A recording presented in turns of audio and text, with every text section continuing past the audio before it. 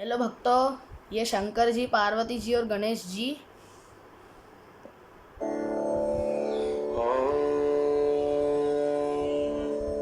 श्री गणेशाय नमः।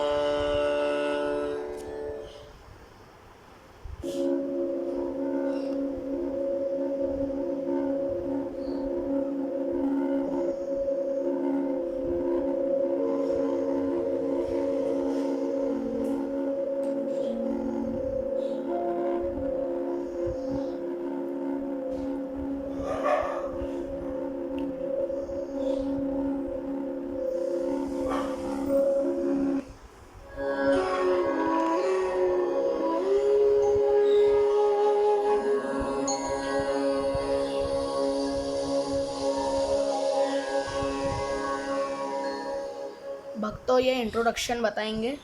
The Ramayana, one of the two great epics of ancient India, holds a revered place in the hearts and minds of millions across the world. Composed by